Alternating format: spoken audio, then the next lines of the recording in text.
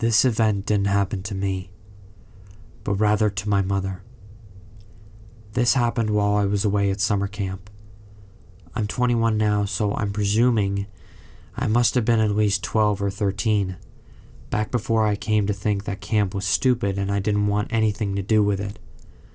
The details may be a bit vague, but it's certainly one of those things that singed into your brain as a young child, especially when your mother tells you about it in the parking lot of a diner.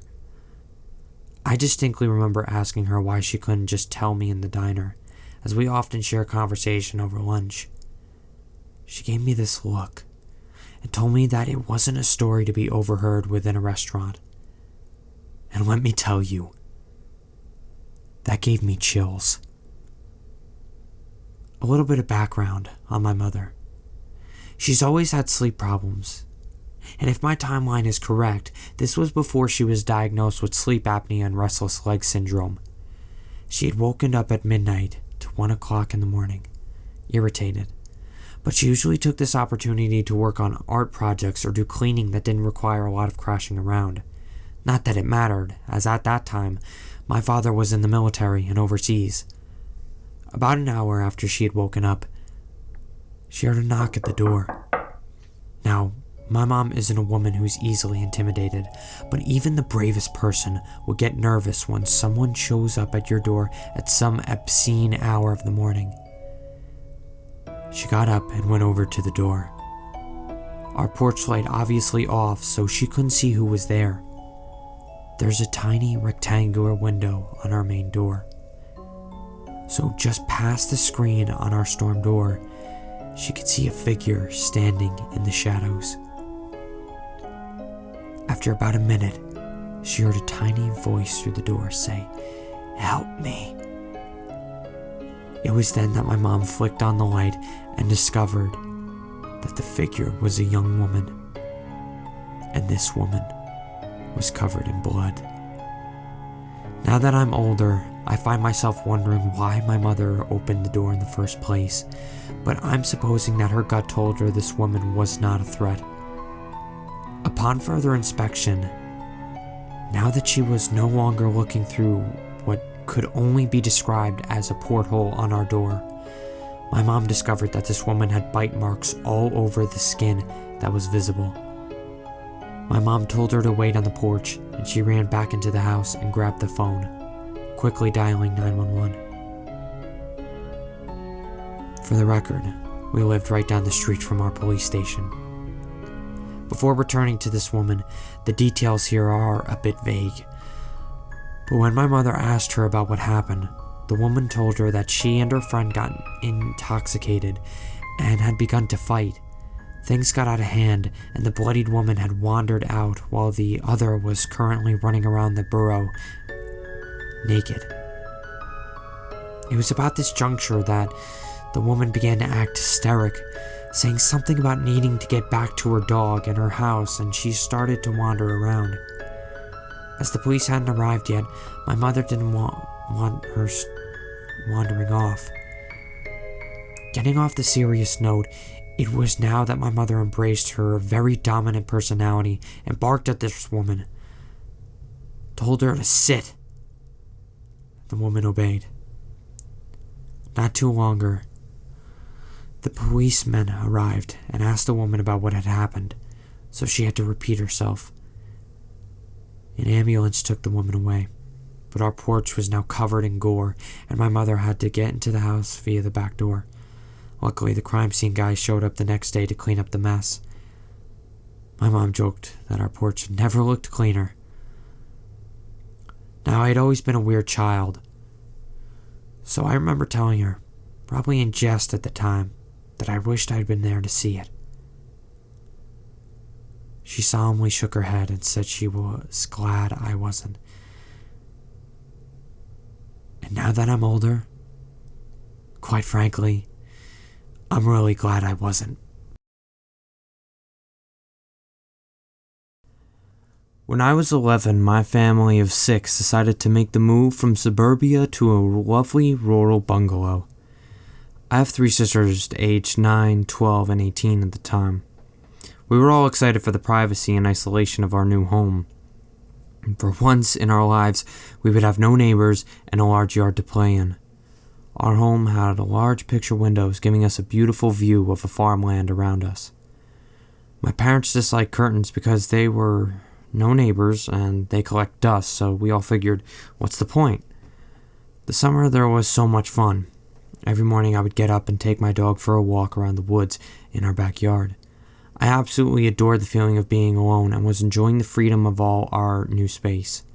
Fall eventually rolled around and I continued my routine of walking my dog both in the morning and after school. I remember one morning while walking my dog I began feeling uncomfortable. I was alone in the woods. There was no one around, but I still felt as though I was being watched. I had shivers down my back the entire walk, and for an 11-year-old, I just felt really strange. My dog was acting weird as well. I kept trying to go farther into the woods, but she kept trying to pull me towards our shed. The shed rested at the very back of our yard, on the edge of the woods where the trees thin out quite a bit. I didn't like how I was feeling, so I picked up my dog and brought her back to the house and went on with my day. Days went by and I just couldn't seem to shake this feeling of being watched, especially when I was in my bedroom, which had a huge window in it that overlooked our backyard. The view of the woods that I had previously loved was beginning to scare me. I assumed it was just because it was fall and the forest started looking kind of gloomy. I started having nightmares about waking up in the middle of the night and seeing the figure of a man in our backyard. Weird things happening around our house just kept going. We all suddenly noticed that we were eating things like bread a lot quicker.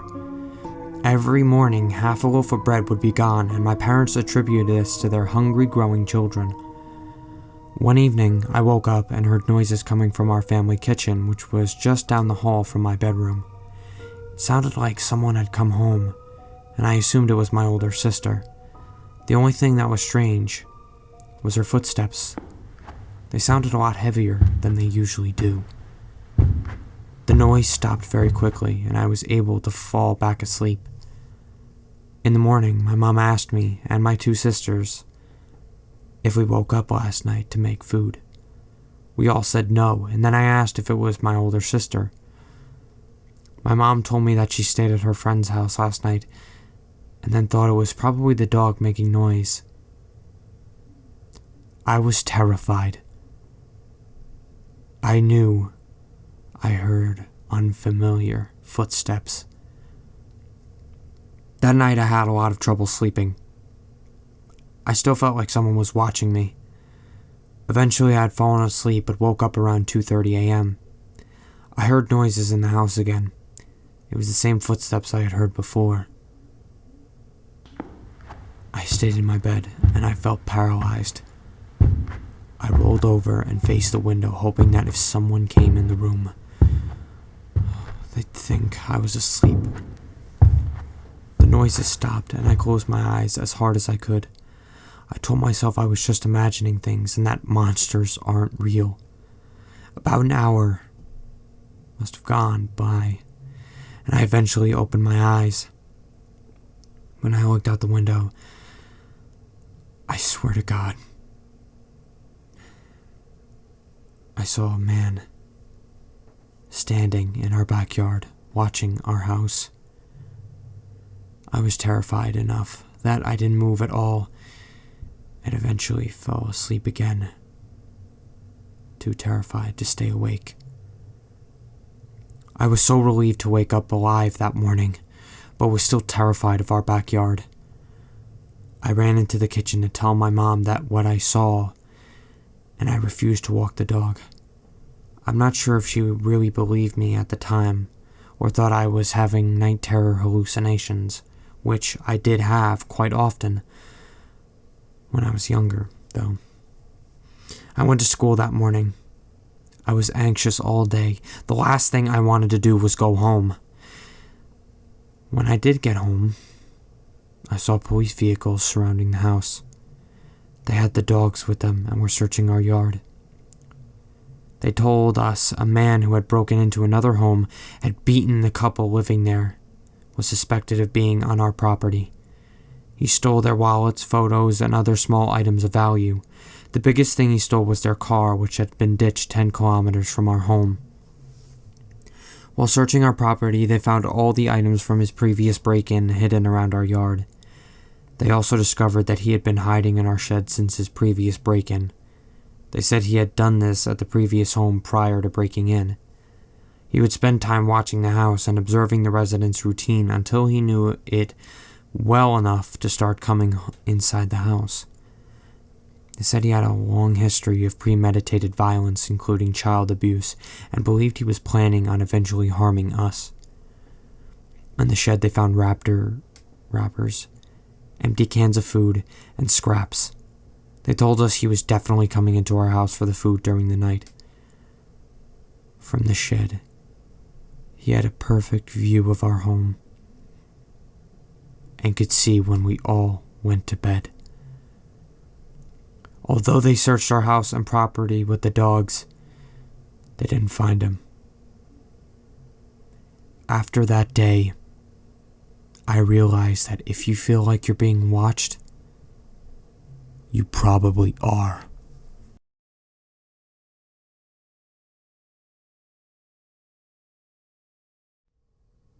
Now, time for a little history. Willowbrook State School began as a hospital for mentally handicapped children. The school had a terrible reputation and was used almost like a warehouse where mentally disabled children were dumped, many abandoned by their families and foster care agencies. However, the school became overcrowded and the employees weren't able to control the patients. Mentally disabled children were locked in rooms for extended lengths of time and forced to sleep on floors covered in their own feces. Many of the children were malnourished and underfed. Most ran through the halls dressed in ragged clothes or completely naked.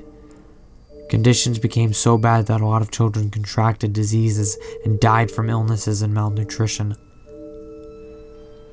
Unable to deal with the situation, some staff began abusing the children physically. Some of the kids even wandered away from the institution and ended up dying in the surrounding woods. Between 1963 till 1966, secret medical studies were even conducted on the children. Doctors infected them with hepatitis in order to study the disease. They were used as human guinea pigs. When Senator Robert Kennedy visited the mental institution in 1966, he called it a snake pit and declared that Willowbrook State School was not fit for even animals to live in. He said that the patients were living in filth and dirt, their clothing in rags, in rooms less comfortable and cheerful than cages in which we put animals in a zoo. In 1971, funding to Willowbrook State School was cut drastically, which led to worse conditions. Newspapers and TV stations began doing reports on the overcrowding, the unsanitary conditions, and the physical and mental abuse of the disabled children. In 1972, reporter Geraldo Rivera secretly gained access to the Willowbrook State School using a stolen key and managed to document the brutal and horrific living conditions with a camera crew. His report led to an immediate government inquiry, and lawsuits were filed against New York State.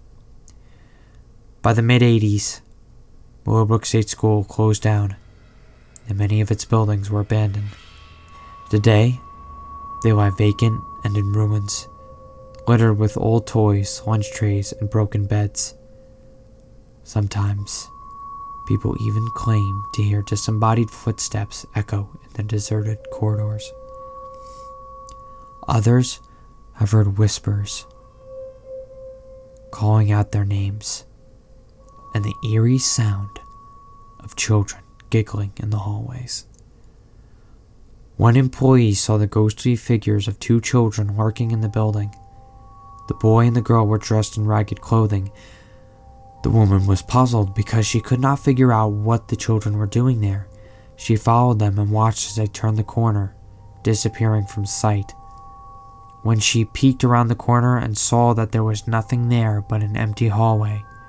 She realized she had just seen 2 ghosts. Teenagers who trespass on the property often tell of shadowy figures chasing them away from the building. 2 boys went exploring in the school at night. They were chased around the grounds by a dark figure. Eventually, they managed to run back to their house. When they looked out the window, they realized the shadowy figure had followed them home and was standing in their garden. They watched it from their window as the thing stood in the front of their home until the sun came up. In July of 1987, the body of a young girl was discovered in a shallow grave on the grounds of Willowbrook State School. She had disappeared from her home a few days before. When police investigated, they found a homeless man named Andre Rand living in a makeshift shack nearby. Years before, he had been working as an orderly in Willowbrook. Witnesses reported seeing Rand playing with the missing girl on the day she disappeared. Police charged him with kidnapping and murder. He is a suspect in the disappearance of many other children in the area, but the police have been unable to prove it. Newspapers call him the Hannibal Lecter of Staten Island.